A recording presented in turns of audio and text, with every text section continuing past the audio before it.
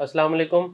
आज मैं आप लोगों से बैरिया टाउन कराची की करंट मार्केट अपडेट के बारे में बात करूंगा। आप लोगों को बताऊंगा कि यहाँ पे प्राइसेस की क्या सूरत हाल है और न्यूज़ में आजकल क्या चल रहा है। तो आए चलिए वीडियो को शुरू करते हैं।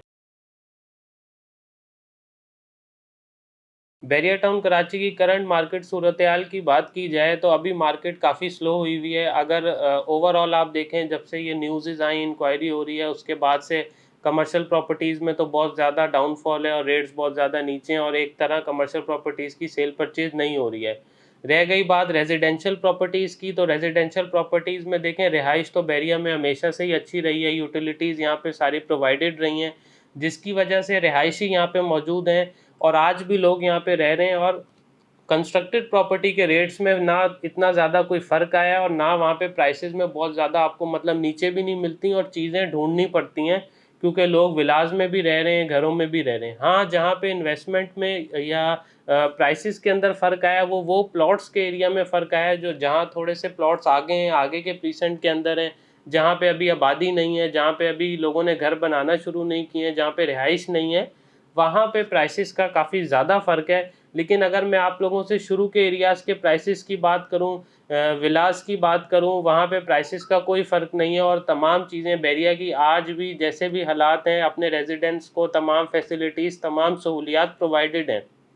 बीच में न्यूज़ में कुछ चीज़ें आ रही थी, थोड़े से इलेक्ट्रिसिटी के इश्यूज़ आ रहे थे, वो भी बाद में सॉल्व आउट हो गए। देखें, एक चीज़ तो आप समझें कि एक इदारे की एक बैरिया टाउन पे इंक्वायरी चल रही है कमर्शियल से रिलेटेड, तो ज़ाहिर सी बात है कि थोड़ी-सी चीज़ें सख्त हैं, थोड़ा-सा टाइम इस टाइम बैरिया टाउन की मैनेजमेंट के लिए सख्त है। लेकिन ऐसा नहीं है कि रेज़िडेंट्स यहाँ पे परेशान हो रहे हैं या उनको कोई चीज़ें प्रोवाइडेड नहीं है।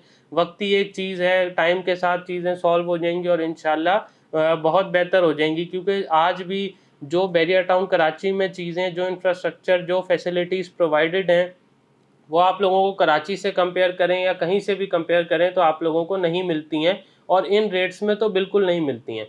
इसी तरीके से अगर मैं आप लोगों से बात करूं तो अब आप खुद देखें कि 125 गज़ के रेजिडेंशियल प्लॉट की अगर आपसे बात करूं तो 35 से 38 लाख रुपए में हमें प्रीसेंट 10 प्रीसेंट 11 में जो है 125 गज़ का प्लॉट मिल जाता है। अली ब्लॉक में जाएँ तो 40 से 60 लाख रुपए के ब्रैकेट में मिल जाता है।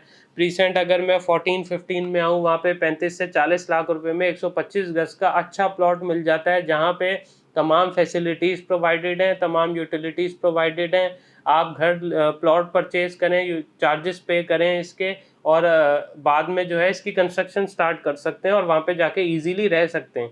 और एज़ कम्पेयर टू आप कहीं और देखें, आपको कराची में किसी भी सोसाइटी में ये अपॉर्चुनिटीज़ नहीं मिलती और ये प्राइसेस भी नहीं मिलती, तो प्राइसेस अभी भी बहुत मुनासिब हैं रिहाइश के एतबार से।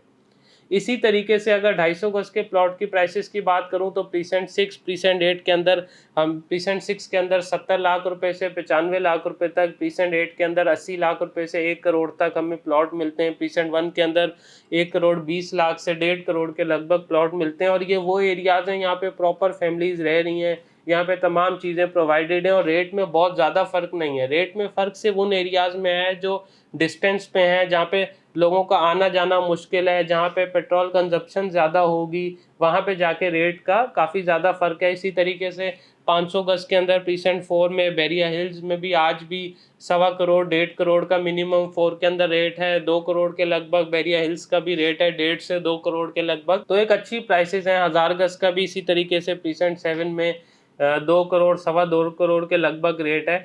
तो कहने का मतलब ये है कि जहाँ पे आबादी है, जहाँ पे रिहाइश है, जो स्टार्टिंग के एरियाज़ हैं, वहाँ पे आज भी लोगों की रिक्वायरमेंट है, लोगों की डिमांड है और लोग चाहते हैं कि वहाँ पे परचेज़ करें। तो आप लोगों के पास एक अच्छा वक्त है कि इन एरियाज़ में इन्वेस्टमेंट करें और जो लॉन्ग टर्म इन्वेस्टमेंट करना चाहते हैं, वो लोग फिर आगे के प्रीसेंट में जाएँ, जहाँ पे आप लोगों को प्रीसेंट 30 के अंदर 250 गज़, 500 गज़ के पीछे के प्रीसेंट्स हो गए, 125 गज़ आप पीछे 31 में चले जाएँ। ये वो एरियाज़ हैं जो लॉन्ग टर्म इन्वेस्टमेंट के लिए बहुत अच्छे हैं, जो आप लोगों को अभी बहुत ज़्यादा सस्ते मिलते हैं। तो उन लोगों को मशवरा है कि वो लोग आगे चले जाएँ। बाकी जो कंस्ट्रक्टेड प्रॉपर्टी है, विलाज़ हैं, उनमें तो वैसे भी कोई रेट में ख़ासा फ़र्क नहीं है। आज भी sport city villa 1 crore 90 lakh रुपए से लेकर 2.25 करोड़ तक मौजूद है। इसी तरह प्रीसेंट 10, प्रीसेंट 11 170 से 190 के इन बिटवीन हमें मिलता है और जहाँ पे टोटली रिहाइश है और आबादी है। तो ये एक अच्छा वक्त है कि आप इन चीज़ों को यूटिलाइज़ करें, क्योंकि कंस्ट्रक्शन कॉस्ट वैसे ही बहुत ज़्यादा है।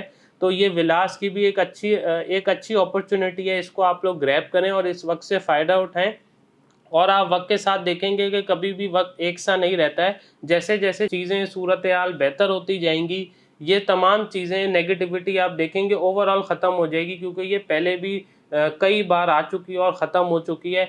और आप ये चीज़ समझ लें कि बैरिया टाउन इंशाल्लाह कहीं नहीं जाएगा और यहाँ पे आप लोगों की जो इन्वेस्टमेंट है वो सेफ़ एंड सिक्योर है। बाकी आपकी फर्दर कोई भी क्यूरी हो बाइंग और सेलिंग के हवाले से, तो आप दिए गए नंबर पे रब्ता कर सकते हैं। Thank you so much.